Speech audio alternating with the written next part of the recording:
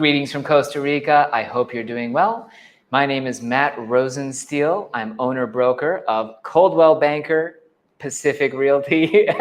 See, we still haven't updated our overlay image, but welcome to this live Costa Rica Real Estate Forum number 4. You post a listing, you post a question, anything about Costa Rica real estate, and I am more than happy to give you my general comments. Obviously, my business is based in Northwest Guanacaste, and I have a limited range of expertise. I could really only give specific comments on properties that are somewhere near Playa Tamarindo. But overall, if you want to know something about Costa Rica real estate, a particular neighborhood, a community, a project that's going on, please feel free to post a listing in the comments. This real estate forum, again, is live from Playa Junquial. We live about 30 minutes south of Playa Tamarindo here. I'm going to ask my super assistant, Dimitri, to post his contact QR code. You at home, if you want to get in touch with Dimitri, there we go. You'll be able to take out your phone, open the camera function. This is assuming that you have a phone that was produced sometime in the last 3 or 4 years. Aim it at the screen at that QR code, and it should bring up Dimitri's contact information so that you can send him a WhatsApp message directly. So for example, if you have an urgent listing or really question that you want to get in touch with us about and you can't post in the comments, feel free to send Dimitri a message directly by first using that QR code on your phone, pulling up the contact information and sending it that way. It's your WhatsApp contact, Dimitri. It's all the more ironic I'm talking about him, and literally he's only 2.5 feet away from where I'm sitting, but we've got things set up here to really be efficient in our office. Before we get started, I wanted to congratulate John Miller on making a very timely joke. He has been asking me about the law 9996, which is the law to incentivize foreign investment in Costa Rica, for months. And only recently, law 9996 was actually put into motion. The government here in Costa Rica has passed the reglamento that will actually define how you can take advantage of those incentives. Folks, it's Thursday, February 23rd at noon Costa Rica time. We're here live every Thursday. I'm realizing all of a sudden that I don't have my beverage ready, so we're going to play that sweet intro video and give me a chance to run over to the fridge. Stay tuned.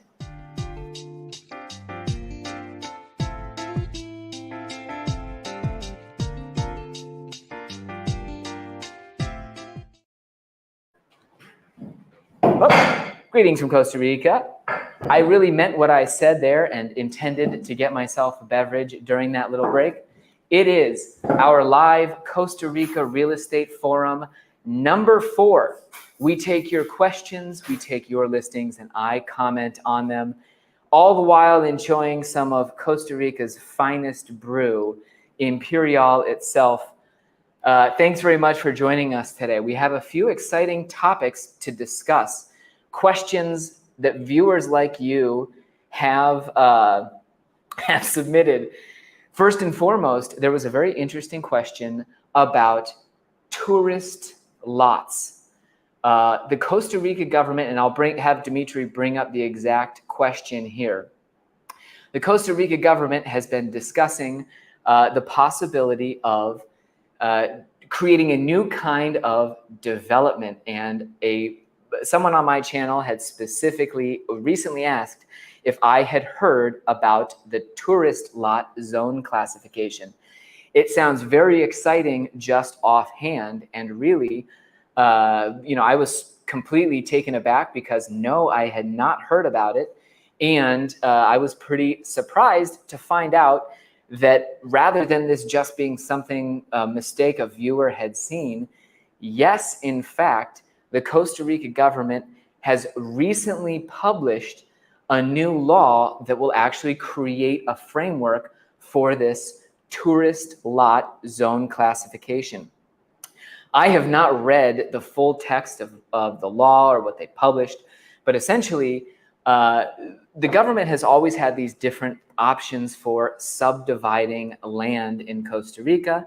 You can do horizontal condominiums, and until recently, if you wanted to create a community of larger parcels, your options were really just either a condominium or what is called an agricultural development. You see a lot of Guanacaste neighborhoods that are these so-called agricultural developments because that was the legal distinction for the land that in the paradigm under which people could subdivide these properties. And specifically, the laws used to provide options for people to subdivide their farm while basically handing it over to their kids. And this agricultural subdivision was a very easy way for developers to create neighborhoods without going through a horrible process that is the condominium and establishing that legally. Well, this new paradigm that the government is creating, to be honest, it sounds a lot like the agricultural parcels. In fact, the minimum size for these new lots that you're able to create is still 5,000 square meters, or about an acre and a quarter. So really, it sounds like the government has simply created a new label, a new, sort of structure for talking about development that is now these tourism parcels, and opening the opportunity for developing neighborhoods using that distinction, but they're going to largely end up being similar to what you've seen with the agricultural developments, 5,000 square meter parcels that are accessed by private easements. But anyhow, it definitely sounds like they're trying to provide more options for people to split up land and develop it because, frankly, it can be very onerous. The condominium requirement involves a ton of different government ministries. You have to have enormous planning and normally a 12-month process or even longer to get a condominium. Obviously, it seems they're trying to make things facilitate a bit that and give people options to create new kinds of properties. So anyhow, thanks very much to that viewer who had asked about the tourism lots. I just found out about it myself. And essentially what the government has done at this point, they've published the law in the National Gaceta. It has been publicly announced and passed by the legislature. Now you're going to see the actual implementation and however long that may take. Just like I was talking about Law 9996, that was actually signed into law about 2 years ago and only recently got actually put into motion through the rules that will allow it to function. So same thing with this tourism lot distinction as well. Let's bring up a listing here and talk about some actual real estate.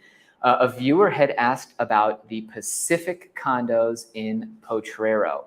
And again, just with Dimitri's contact information, here you can pull up the beachfront condo in Playa Potrero that we want to talk about.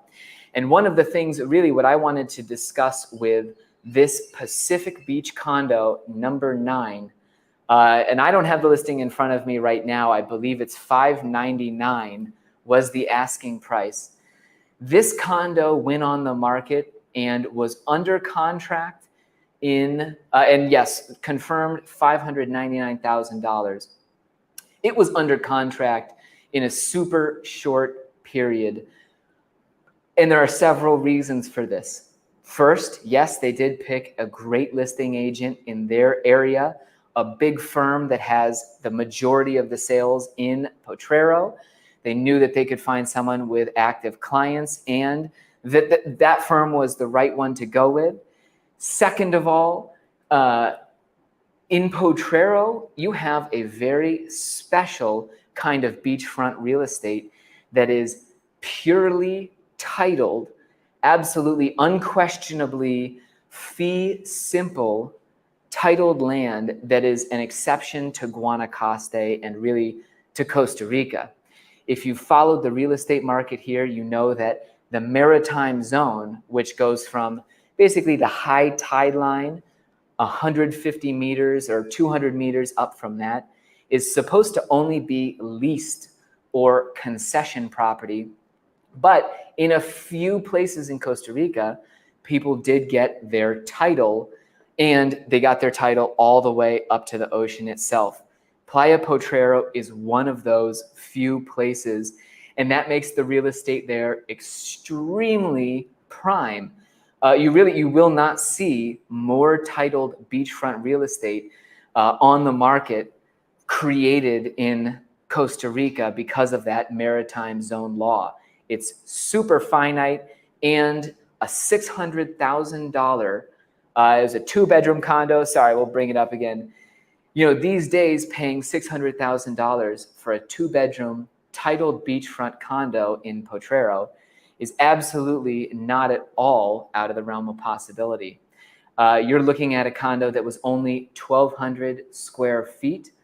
And really, you know, in this particular market, another thing that absolutely takes the value through the roof is the Flamingo Marina on the south end of Potrero Beach. In fact, this condo, if you looked out to your left, would be looking at the marina itself. And so you've got prime oceanfront titled real estate in one of Costa Rica's hottest markets.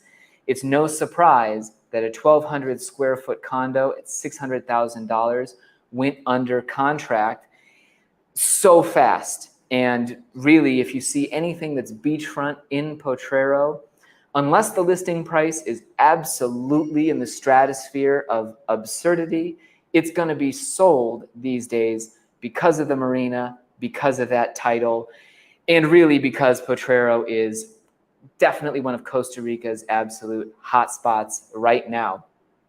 I'm going to take a really quick break here. If you want to email me and find out more about Costa Rica real estate, or if you're looking for advice on moving to Tamarindo, here's my address.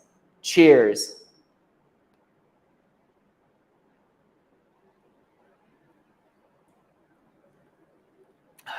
You can talk out loud, Dimitri. It's totally fine. We don't have a...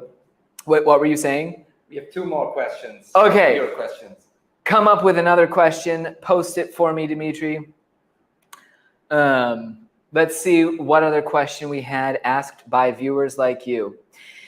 Do I have any experience with module homes manufactured in Costa Rica? Yeah, and this was a question from a client, Steve, who's a great watcher. Thanks very much for yours. And by the way, if you're watching now and want to ask me a question, go for it. I wanted to touch here on modular homes, and one of the biggest liabilities that I've been noticing currently in a home that we're renting that's actually set up as a modular property. We have our living space, our kitchen, one room, everything in one side of the house, and the bedrooms on a different part of the house in a separate module. And one of the things that I think people have this amazing fantasy that setting up a modular home where you have, you know, one unit here, outdoor space in between, and then more space, another module. It can seem like the perfect fit for a tropical country because you love to live outdoors. But really what happens is that tropical countries are extremely hot. In Guanacaste, we have a dry time of year and a rainy time of year. The space between modules, even though you might want to spend a ton of time outdoors in Costa Rica, I highly recommend that you don't put outdoor space between modules of a home, because initially when you build it and you don't have any shade there, that outdoor space is going to become the blistering face of the sun at certain times of year unless you put some shade over it. And second of all, that outdoor space is going to become the rainy area of your home if it's an important place to get from one room to the other, etc. So really what sounds like, yeah, I want to have an indoor-outdoor lifestyle, that's terrific and you should absolutely have it. But my wife and I are currently living in a modular home, and honestly, nothing is a bigger bummer than having to go outside from one part of your home to another. It would be charming to do so in an interior courtyard. It'd be really nice in, once there is shade and the outdoors is a lot, grown up and finished. But right now, I have to say that the entire modular idea is not my favorite. And because the weather here is either so hot, windy, rainy, etc., you really don't want your outdoor space to be mixed with the indoor. You want to have comfortable porch, your screened in area in the shade. You want to be able to walk there to a bathroom without having to go outdoors just because, like I said, weather, everything that's involved in living in Costa Rica makes me favor much more a cohesive home. Realizing, folks, I should not drive with the windows down either. My apologies for the lousy hairdo that I'm showing off today. Let's go with our next Costa Rica real estate question here. One viewer asked, I also sell real estate in the US.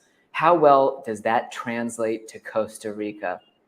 And this is a question I get very often, I think because so many people imagine Matt must have the greatest lifestyle ever. They see me so happy, utterly successful and famous, and they really wish that they could have that sort of dream come true as well. The first response that I give to anyone who's considering moving to Costa Rica and getting involved in real estate is that, to be entirely honest, your primary assets that you can offer clients are your knowledge and experience of living in Costa Rica. Yes, it's great for a US realtor who understands ethics, closings, commission rates, all of that stuff to apply their knowledge to Costa Rica. But really, 90% of the guidance that I'm giving to real estate clients stems from my deep, intimate knowledge of what it is to live in Costa Rica, the history of the community where I'm living, and all kinds of nuances that are location specific. And as somebody who didn't ever get involved in real estate in the United States, really, I can say that the most important knowledge I have to offer clients is that my understanding of the area of Costa Rica, of the communities in which I sell real estate. And frankly, a US realtor armed with all of the knowledge that they may have has a lot of useless tidbits that, first of all, have nothing to do with our market, but more than anything, they could have some glaring knowledge gaps when it comes to talking about the water availability in an area, the kinds of cons that come with a particular location, the liabilities of the neighbors, the noise, all kinds of things, the flooding, the conditions in the rainy season versus the dry season, the availability of contractors, on and on and on and on. A realtor in Costa Rica offers mainly their help in explaining what Costa Rica and a community and a piece of real estate is here. Unfortunately, your US real estate skills do not translate that well. Absolutely move down here, spend 4 or 5 years in a community, watching the seasons come and go, get a feel for what's going on, who owns what farms, what the neighborhood is like, and then say to people, I'm happy to guide you in purchasing real estate. Don't do the opposite and say, hey, I'm a US realtor, just moved down here, and I'm now happy to apply my US experience here in Costa Rica, because that's just a recipe for disaster. John Miller, thank you very much for your question. Being serious for a moment, have the large Tico farm properties become gringo priced, or can you still find good deals when you've been down in an area for a while? Super good question, John. Thank you very much. In coastal areas, there's a big difference in real estate prices than everywhere else in Costa Rica. you have to look at Guanacaste and the beaches of Costa Rica as an entirely different world than the Central Valley, northern, central areas and southern central areas as well. In coastal areas, virtually everywhere in the country, you saw that, 30 years ago, for example, you could buy 220 acres in a community only a half mile to the beach for about $1,500 an acre or $1,000 an acre. And they had these Tico farm prices that were absolutely unbelievable. I would say that almost every farmer in the coastal areas or near the coast has now gone from that, very antiquated land price that was really just complete ignorance of the actual value or really the potential value of that land. Those prices where Ticos were just selling at, for what seemed like a substantial amount of money, but at a price that didn't put any value on their land. I think that generation in coastal areas will still be asking 200% of what those farm owners were asking back in 2000. And in fact, even today, now you see there are, for example, in Junquillal, there was a point where the exclusive gringo gated community actually had a lower price per square meter than the farmers next door, because the farmers were still very much hoping to get rich selling their land. And in this exclusive gated community, you had sellers who were motivated, who knew just how bad the economy was and how low they had to come with their price in order to sell. So I would definitely say if you're looking for an extremely affordable piece of land, yes, they exist. I've heard of some absolutely incredible prices that are still along the lines of what we're talking about, $1,000 an acre, in other parts of the country where you're at higher elevations and away from the coastline. Because, out here, everyone now has a cousin, aunt, uncle, son, whoever, who sold their farm and got rich back in the last land frenzy, and they're going to want that sort of thing, that sort of price for their land. Whereas, if you want to just find land and you head off to the undiscovered corners of Costa Rica, if you get into the areas where expats really aren't shopping around for property, you can find massive pieces for very reasonable prices. You're just not going to be in an expat corridor. And, a lot of the land that you're going to be looking at may not have water access, may not be, developable in the gringo sense, etc. But they are still out there. And if you are somebody who wants a cheap farm in Costa Rica, don't be discouraged. Just get as far away from other expats as possible. Anyhow, I wanted to mention that next Thursday, we'll be back with our Real Estate Forum number 5. If you haven't done so, be sure to subscribe to my channel and hit that notification bell so that you're seeing all of the important updates that I'm sure YouTube will send you thereafter. If anybody has a listing they'd like me to comment on, oh, there we go. Yeah, I'm now looking at the thing. Sorry, got to adjust my head. If you have a listing, if you have a question about real estate in Costa Rica, don't hesitate to post a question in the comments. Even if you're not watching this live, you can also send my assistant, Dimitri, a message with any question to be featured on next week's live Costa Rica Real Estate Forum. Again, it's been a great pleasure. Thank you very much, everybody, for joining me today, and pura vida.